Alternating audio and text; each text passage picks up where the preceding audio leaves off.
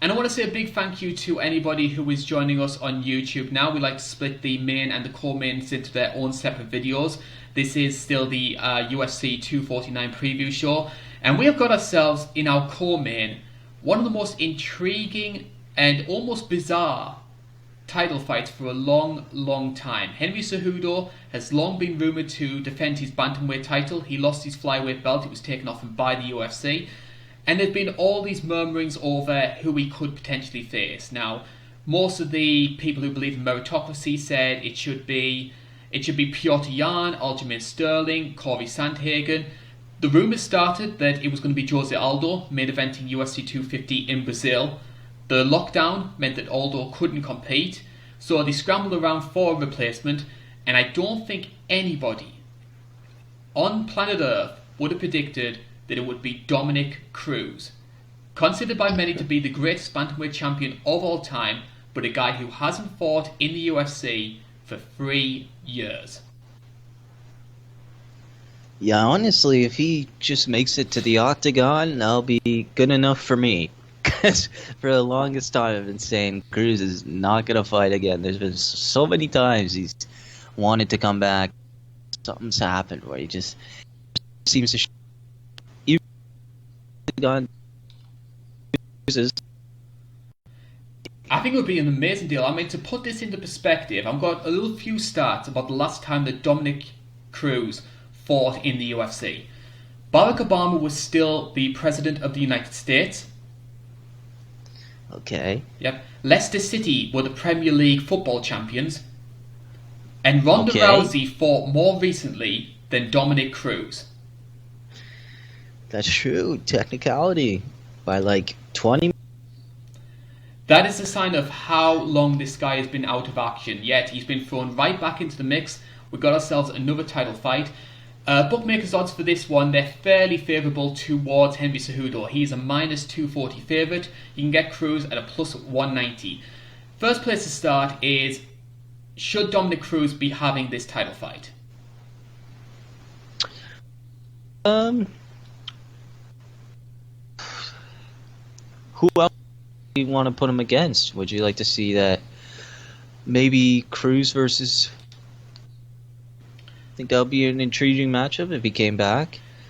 I think if Cruz was coming back, I would give him someone like Jimmy Rivera. Okay. Because I think Okay. Jimmy Rivera's a good fighter, but I think there's a lot of limitations, which means I don't see him ever being a champion. I just don't think he has the power for that. So I think that would have been a good tune-up fight for Cruz, similar to what the Mizugaki fight was before he fought TJ for the second time. I think throwing him into this kind of fight after such a long layoff is a massive risk by the UFC. But given the circumstances, I understand why they went with that decision. Personally, if you can't get Piotr Jan because of the lockdown, I would have gone for Aljo. I sort of agree with you there, but considering the lockdown, I agree with you. But if it wasn't the lockdown, I would have liked to see Aljo get maybe one or two more fights before that happens. I think Aljo's done enough in my opinion. I think Aljo's run of form recently has been very, very good. Okay. But that's just personally me. You don't want to see him get that. You don't want to see him get that Marlon win back. You don't want to see him get that rematch. I'd like to see it at some point down the road. It's just I think that he's done enough, in my opinion, to warrant the title fight. It's definitely wouldn't be upsetting if he got it. That's definitely true. We'll start with Henry Cejudo before we sort of try and transition off to whinging about the title picture. Cruz versus Cejudo is happening. We need to deal with it. Henry Cejudo, 15-2 record, UFC Bantamweight champion. He got that by beating Moraes at UFC 238. And I think we saw the best and the worst of Henry Cejudo in that fight, because people forget Marlon Moraes was causing him so many problems in that first round. But the way that Henry adapted and took control in the second and third rounds, whether you like Cejudo or not, whether you find his characters cringy, he deserves all the credit in the world for that performance. Marlon, I definitely think, was probably the most explosive fighter that recent Cejudo has faced.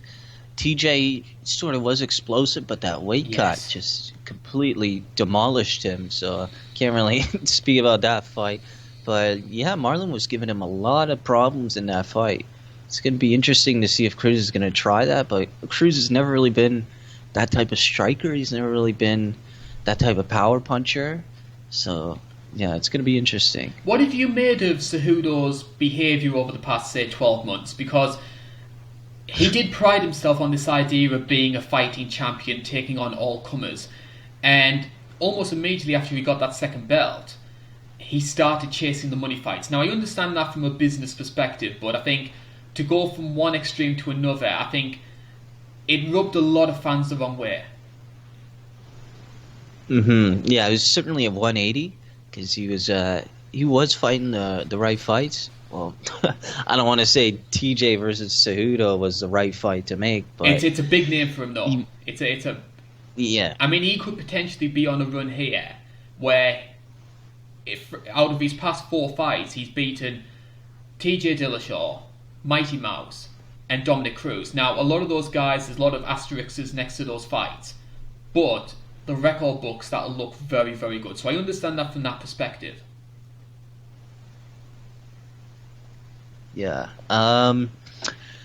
But yeah, in terms of Cruz coming back, I think it's a little bit too early, but it'll definitely be an intriguing matchup. It'll be interesting to see if Cruz still has that footwork. It'll be interesting to see if he employs his regular game plan. I don't see why he wouldn't. But yeah, I'm just interested to see what type of Cruz is going to show up. Because if the right Cruz shows up, he definitely could do some problems to Cejudo. Definitely could. I've said for a long time that a prime Dominick Cruz would be a stylistic nightmare for Henry Cejudo, because you've got a guy who loves to stay on the outside, use his footwork, use his movement, and people forget Cruz has faced a lot of good grapplers during his career, and he neutralized Uriah Faber in 2 times out of 3, and the one fight he did lose was when he was very, very early in his career. Oh yeah, he was a little kid basically back then. He was like 19 or something. He was very young back then. A big question mark when it comes to Dominick Cruz as well. I mean, obviously the injury is going to play a big part, but I think even a prime Dominick Cruz still lost. He faced Cody Garbrandt, UFC 207. Now, Cody Garbrandt, you could argue, yes, he was helped by the fact that Alpha Male had faced Cruz so many times that they basically had an entire portfolio on the guy.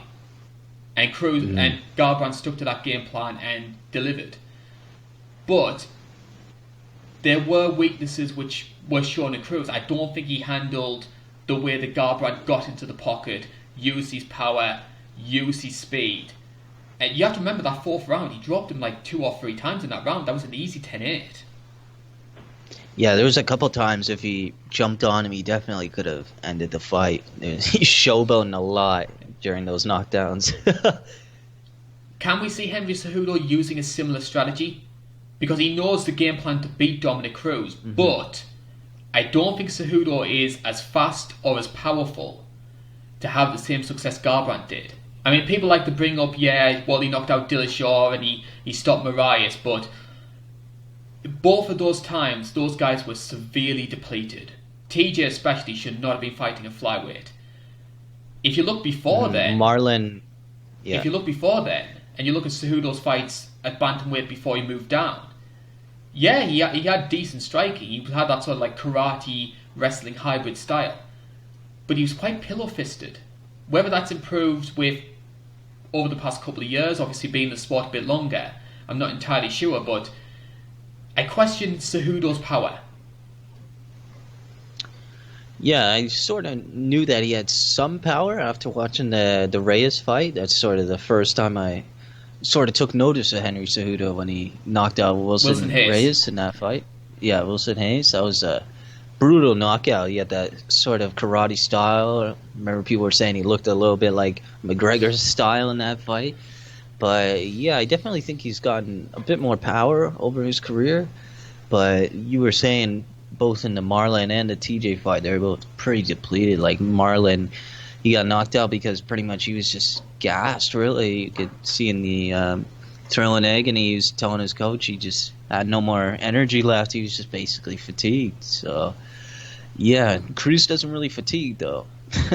I'm glad you mentioned the karate style, because if there's one weakness about a karate style, it leaves you very vulnerable to leg kicks. And who throws leg kicks better in that division than Dominick Cruz? Yeah, really nobody. That's a perfect matchup for leg kicks. As mentioned before, Cejudo is quite a, I wouldn't say a substantial favourite, but I think people are fairly confident that Cejudo's going to win this fight. Interestingly, when we look at the poll on the YouTube page, I posted this yesterday, Dominick Cruz is given a 62% chance of winning this fight by the good subscribers on INC. You can get Henry Cejudo at 38%. So the fans are favouring Cruz for this one, which I'm very surprised by. Who are you favouring? I'm favoring Cejudo just because I feel like he'll probably show up in the best condition that night. He'll probably show up in the best training shape that night. So yeah, I'm going with Cejudo on that by decision. I think it'll be a decision. I think ain't no way Dominick Cruz is getting knocked out. No. I mean, it would be a big feather in Cejudo's cap if he's able to do that, but of course, I'm very similar to you. I think a prime Dominick Cruz would be fairly comfortable winner of this fight. However, we're talking about a guy who's 35 years old, hasn't fought in a long time, and has had a lot of injury problems, and injuries which have massively affected the way he fights. A Dominick Cruz without his speed and without his movement is a very vulnerable fighter. So I think Cejudo's going to take this one. I'm similar to you. I think it'll be a comfortable decision. Yeah, I definitely think it'll be a competitive matchup, but I can see Cejudo getting away on the points.